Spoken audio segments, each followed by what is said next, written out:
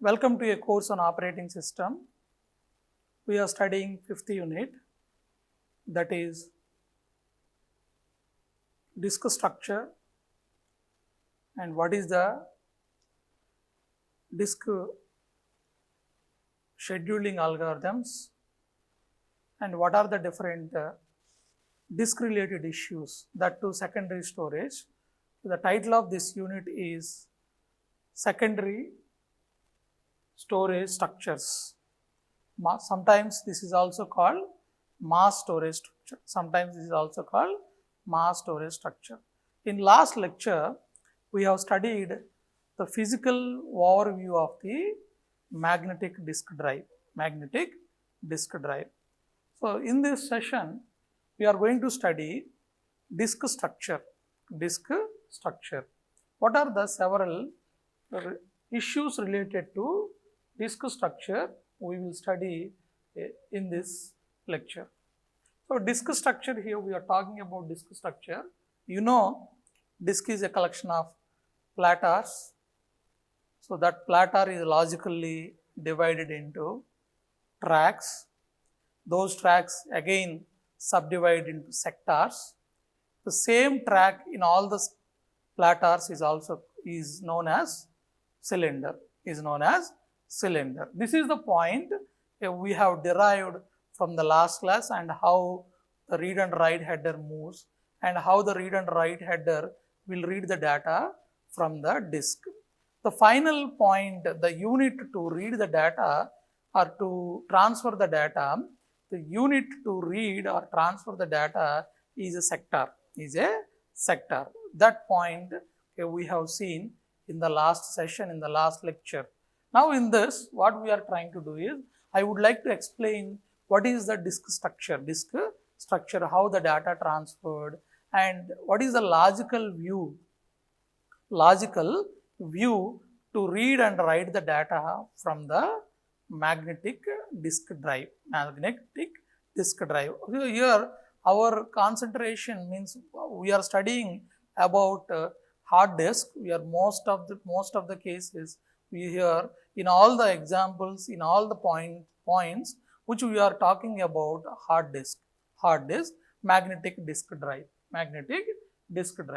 Here in this disk drive, whenever we are talking about this disk drive, the disk drive is a collection of one-dimensional array of logical blocks.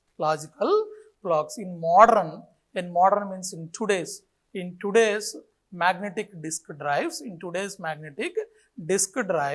so disk drives are accessed or addressed one-dimensional array of logical blocks. What is that? Here the disk is addressed. Addressed one-dimensional 1D array of logical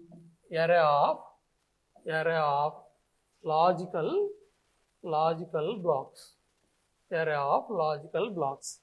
So array of logical blocks. What is a logical block here means?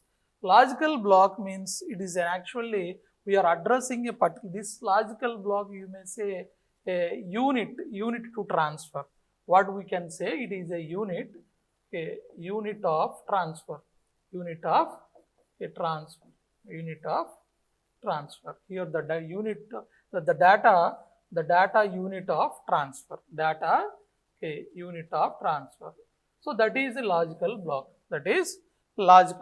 Usually here if you see in most of the cases, usually the size of the logical block is 512 bytes. So what is the size?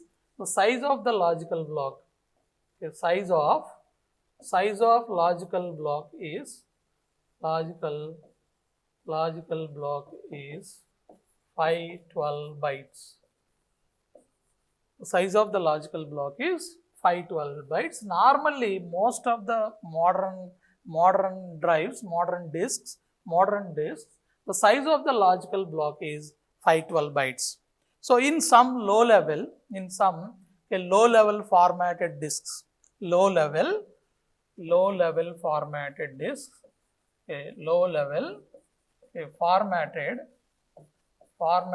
disks, the size of the logical block is logical block is 1024 bytes. In some cases, so if some drives, so if the low formatted drives, the size of the logical block is 1024 bytes. When we are talking about this logical block means actually this is an addressed one-dimensional array of logical block, means for every logical block has a numeric number. This numeric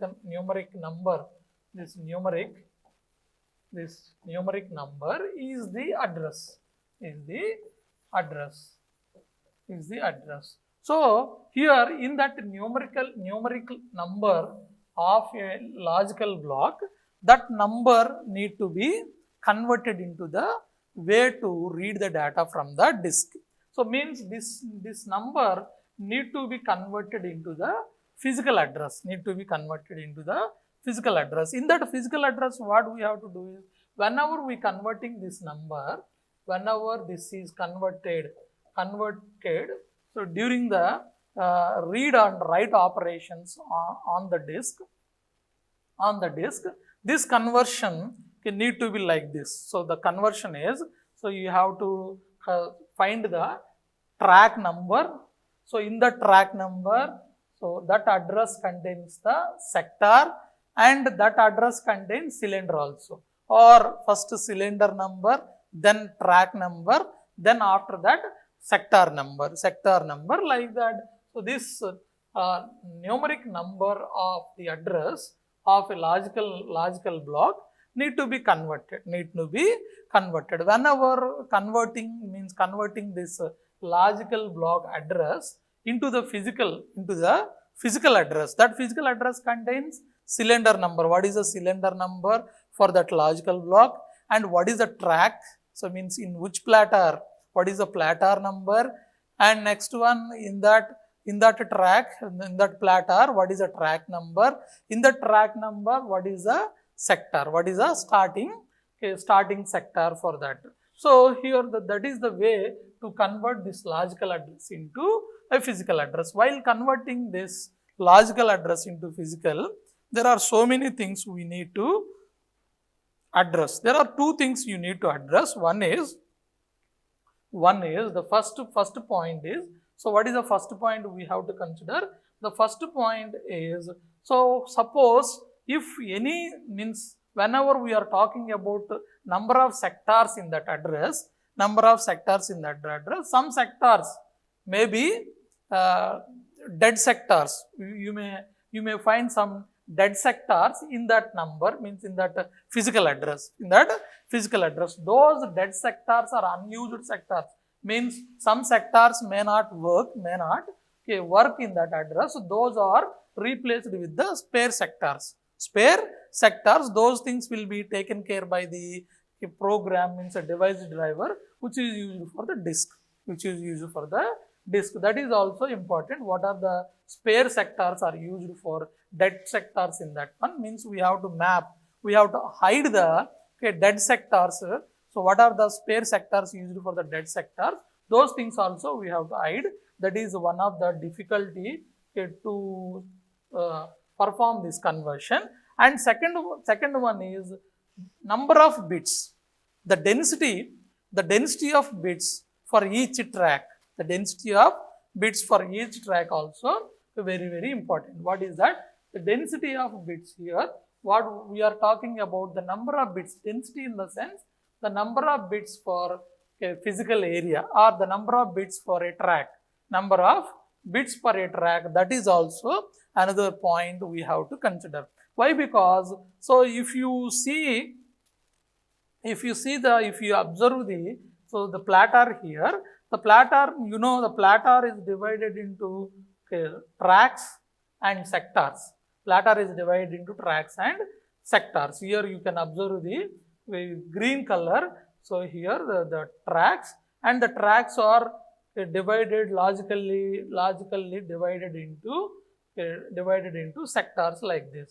Sector are like this here. If you observe the sector in the outermost track, the size of this sector is obviously greater than the length. The length is obviously greater than the innermost sector.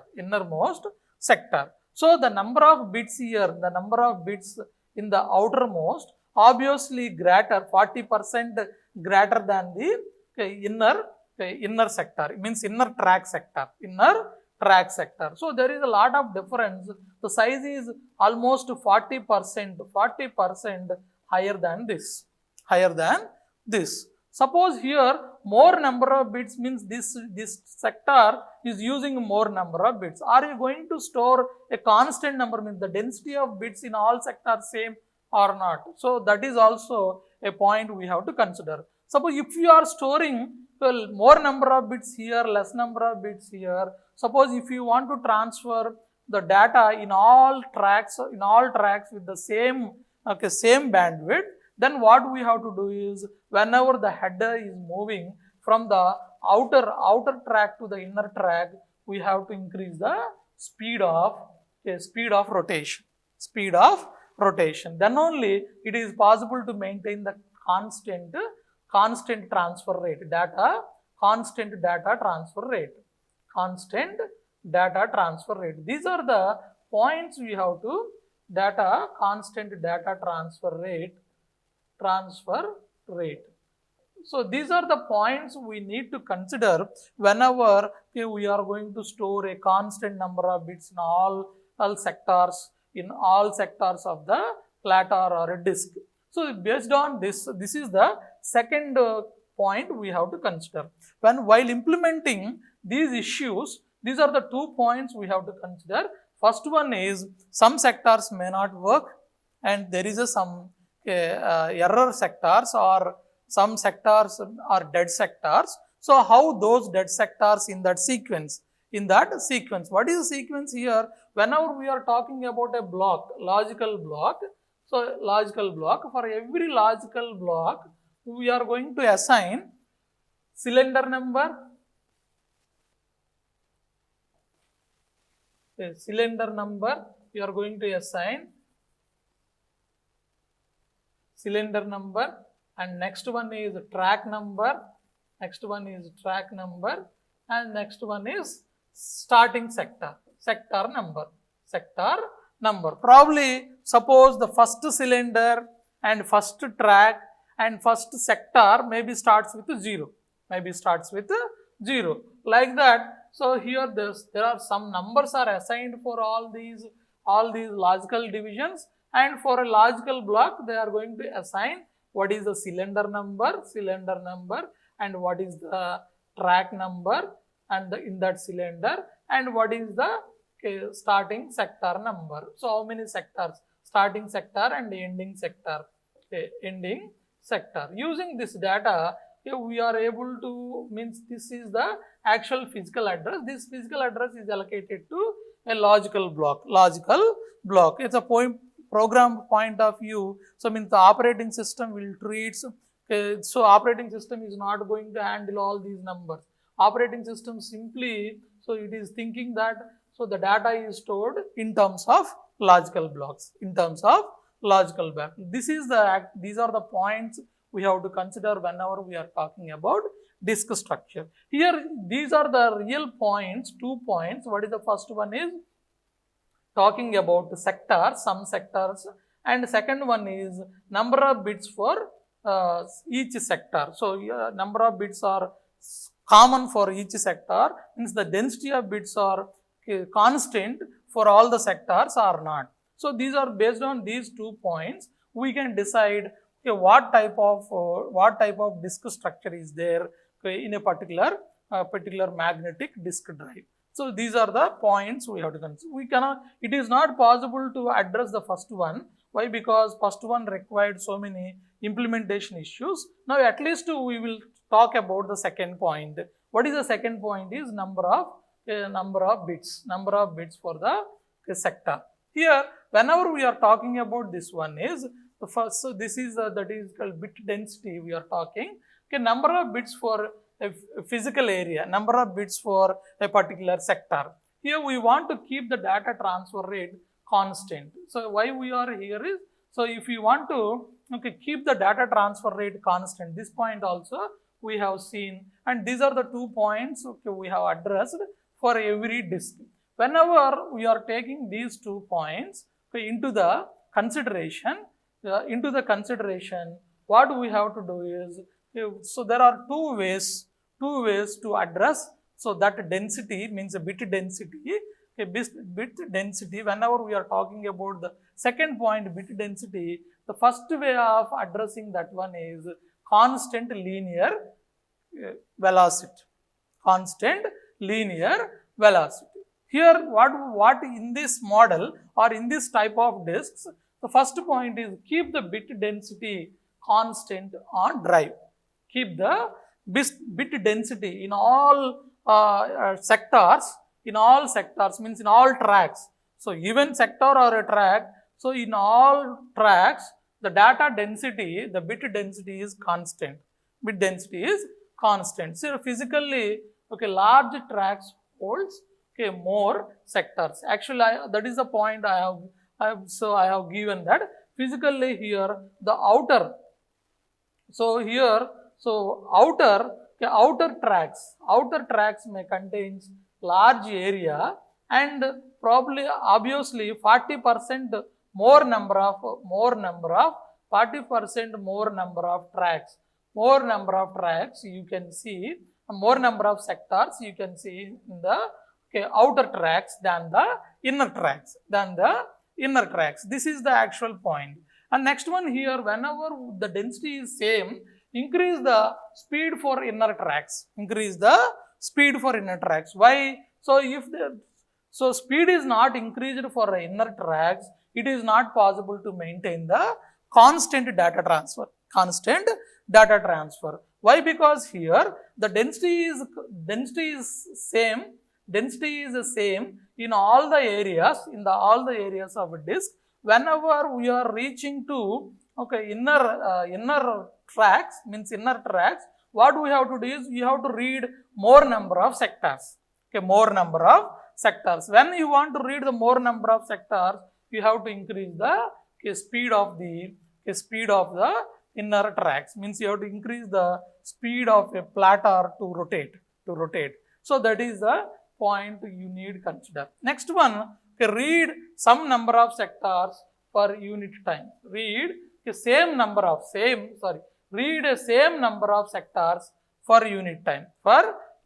So this method is used for CDs and DVDs. This type of method used for DVDs and CDs. What you have to understand is, so here in the first case is that is a constant linear velocity. Sometimes it is also called as CLV. In the CLV structured disks, bit density is same for all the areas of disk, even in inner tracks and outer tracks. So the density is same for all the areas, means for all the tracks. Even the track is small, here the density is more.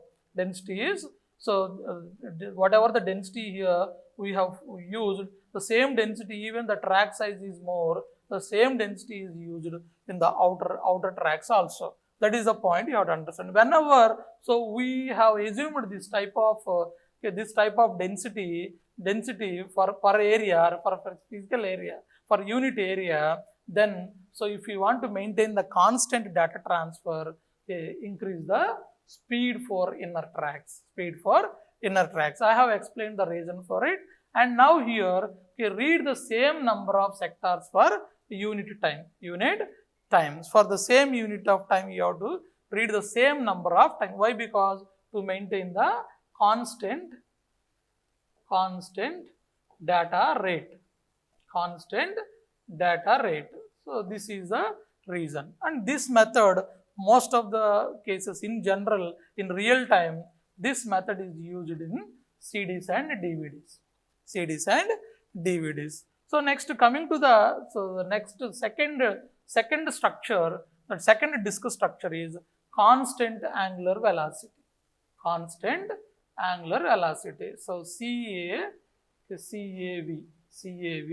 This is used in hard disks. In hard disk, hard disks in HDD. So most of the HDDs are currently modern HDDs. They are using this constant angular velocity mode. So to maintain the to store the data into a disk. To store the data into a disk. Here, what it is following? It is increasing the bit density for inner tracks. Increasing the bit density for inner tracks. Here, what it is trying to do is here. So more number of sectors you can find in the outer tracks, and less number of sectors you can find in the inner tracks. So whenever we are moving from outer tracks to inner tracks.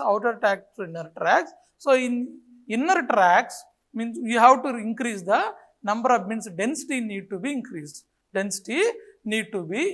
If you do like that, if you do like that, it is possible to have to store the more number of values. Here, if you use this one, same number of sectors in outer and inner tracks we can maintain. Means same number of sectors in the sense same data rate. Same data means same data we can maintain. So if you do it means keep the rotation speed constant. What we are trying to do is not necessary to improve the rotation speed when the header is moving from outer to inner track. In all tracks, so speed is constant. So this method is used in hard disk. Here. That if the density is same, so more number of tracks is storing the same data, and less number of tracks also storing the same data. Here, whenever you are going to maintain a different density in the sense here inner tracks also, if you increase the density, means if you are going to store more number of bits in the inner tracks than the outer tracks, so means every track is going to maintain the same number of bits, then not necessary to rotate not necessary to maintain the different speeds. If you rotate the constant speed, it is possible to read the same data from every track. This is very important. Why? Because if you follow the constant speed, if you maintain the constant speed, not necessary to apply different voltage levels at the motor used at spindle. So if you can apply simply the same voltage for the spindle, so therefore the lifetime of that disk also will increase. So this method, most of the hard disks are following the second method, that is constant angular velocity. So what is the first one? What is the first method? First method is constant linear velocity, and the second one is constant angular velocity. Constant linear velocity and constant angular velocity. These are the two ways to maintain the density of bits, and speed. The speed, constant speed or a different variable speed is used for the rotation of the disk. These are the 2 points we have seen in this disk structure. I hope you understood what are the different issues related to disk structure. So in this lecture, we have studied constant linear velocity. It is one way to maintain the structure of a disk, and another way is constant angular velocity. So this is used for CD and DVD-ROM, and this is used for hard disk drives. So it is used in hard disk drives. Thank you for watching this video.